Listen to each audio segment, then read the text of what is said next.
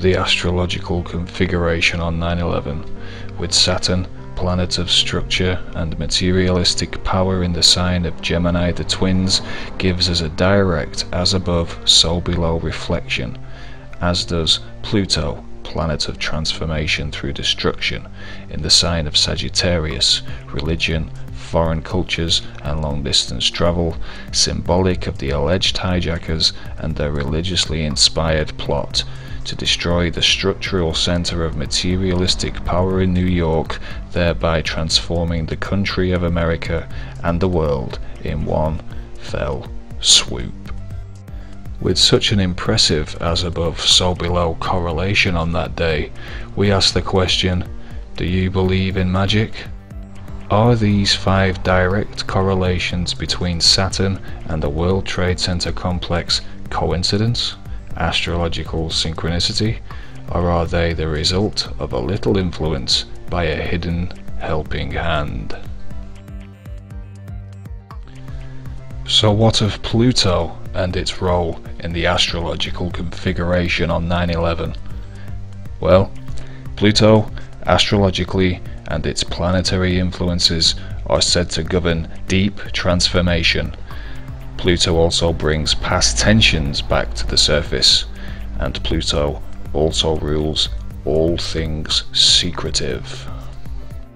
Astrological Pluto gives us direct as above so below correlations with deep transformations occurring on all levels at the World Trade Center, New York, America, and indeed the world. The long-standing Muslim-Christian tensions were brought back to the surface on a massive scale, and the terrorist organization Al-Qaeda and its alleged secret plot was laid open for all to see. And Pluto, in Sagittarius, the sign of religion, ties all these aspects together with remarkable accuracy. Can events of a celestial nature really so closely mirror those on the ground below? Or is some other force secretly at work? Given that Pluto postdates the origins of ancient astrology and the earlier practices of occult magic, and in the interest of impartial, factual truth-seeking, I find it necessary at this point to explore the history of the recently discovered and recently demoted celestial body, Pluto. The story begins at Lowell Observatory in the USA, where Percival Lowell began searching for his Planet X in 1906. After his death in 1916, his work was continued by Clyde Tombaugh, who, after studying photographic plates of space, discovered the elusive 9th planet, and on March 13, 1930, he announced his discovery in a telegram to Harvard Observatory.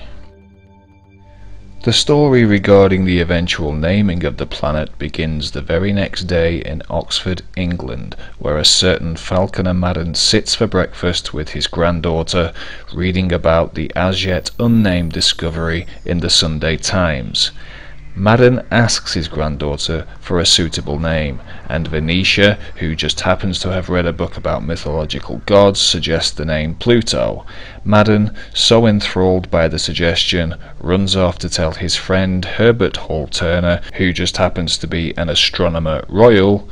He then telegrams Lowell Observatory, who unanimously decide to accept the suggested name in May 1930. This seemingly non-occultic story takes a bizarre turn when we discover that there was another Saturn-Pluto opposition in 1930, the very essence of this series. Just as surprising is the curious coincidence that Falconer Madden's brother, Henry Madden, is also responsible for naming celestial bodies Mars's moons.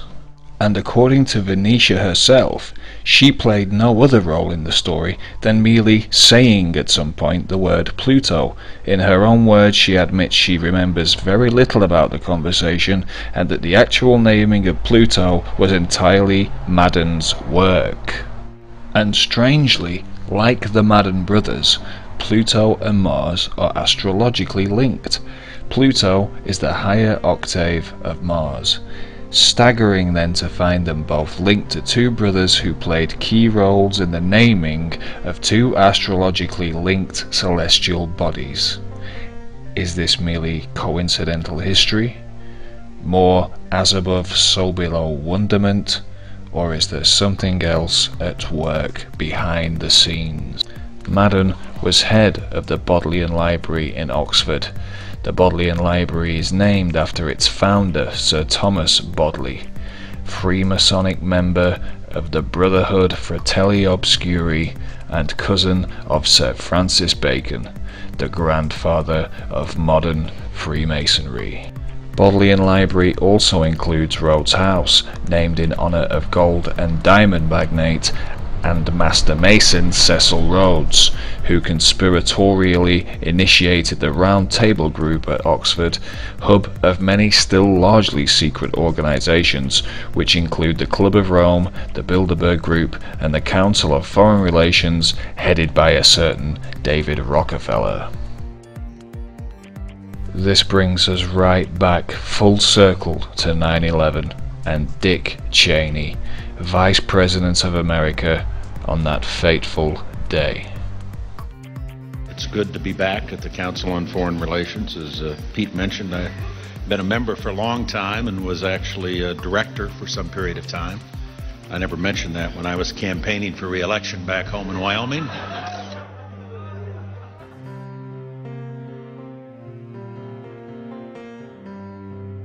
Is the story of the naming of Pluto by a little girl and her grandfather, who just happened to be best friends with an astronomer royal and whose brother just so happened to name the moons of Mars, as believable as it may or may not seem? Does the story's city of origin, with its long tradition of master masons and secret organisations, give us justifiable cause to re-evaluate the story's credibility? Why decide on the name Pluto and not one of the many other suggestions, one of which came from the astronomer's own widow? Does the answer lie in mythology? The mythological god Pluto is a direct Roman replica of the Greek god Hades, god of the underworld. Hades is Greek for unseen, and Pluto comes from Pluton, a Greek word which relates to the word wealth. Hades and Pluto are mythologically the same unseen god of wealth, a status not dissimilar to a secret society. Pluto remains unseen because of his mythical cap of invisibility, and Grand Master Mason Sir Francis Bacon wrote in his collected essays, "For the helmet of Pluto which maketh the politic man go invisible is secrecy in the council." To the Greeks, Hades thrived on the misery of mankind, and as Sophocles wrote of Hades, he is enriched by our sighs and tears. With this in mind, consider Bush's key 9/11 speech about the alleged hijackers. Behind them is a cult of evil, which seeks to harm the innocent and thrives on human suffering. Theirs is the worst kind of cruelty. The cruelty that is fed, not weakened, by tears.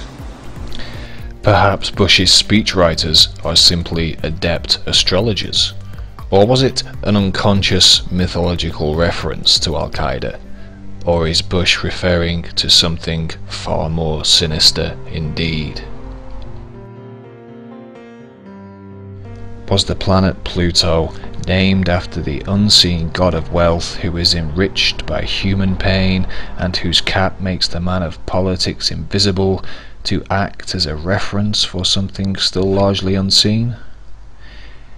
Is it merely coincidence that these two entities should be established on the same day of the year? Is it coincidence that the planet and the god will be forever linked with images of virginity? And was the cap of invisibility once again placed upon Pluto in 2006 to prevent the would-be seeker from believing in magic at all? Do you believe in magic?